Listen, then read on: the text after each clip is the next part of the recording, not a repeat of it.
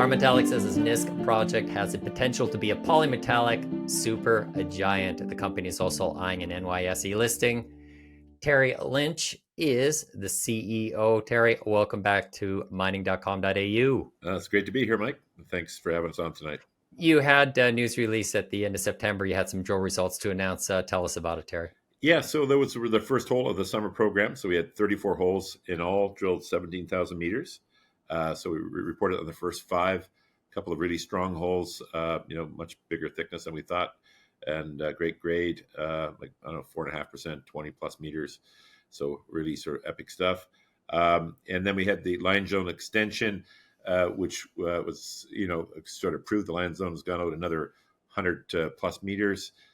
Didn't hit the massive, semi-massive zone on top of that, but it's probably, our feeling is it's there. We just got underneath it. So, that'll come out in some of the other drill results, we think. And, it's the other thing that we accomplished was we got a lot more land. So we realized in our analysis, we've sort of rewritten the geological map of Quebec. And we sort of probably have more insight in that than almost anybody on the planet.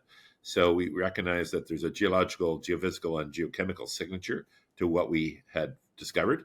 And we realized there was other signatures like that out there that we didn't control. So we sort of went to our, drawing board and said, hey, what would, Santa Claus give us this summer? Well, the Santa Claus could give us land. That would be what we really wanted.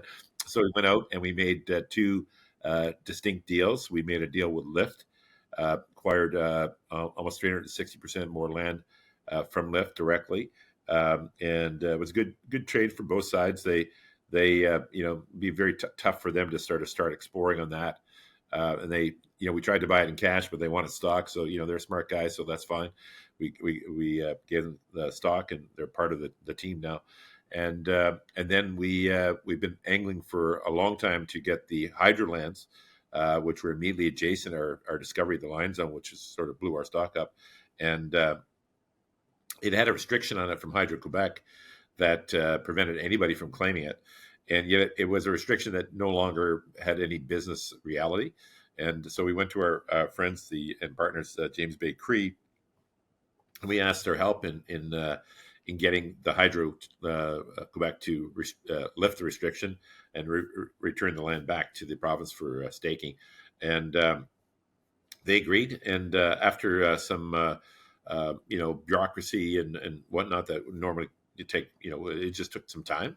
And eventually we got it, and we announced that, with the release on the last Monday or week Monday, that we had this hydro land, which is really, really impactful for us because we know the Lion Zone definitely goes out there in our view. And so we didn't drill our prime targets this summer because it was too close to the fire, too close to the land we wanted to get. So it would have, priced the land out of would have made it much more expensive.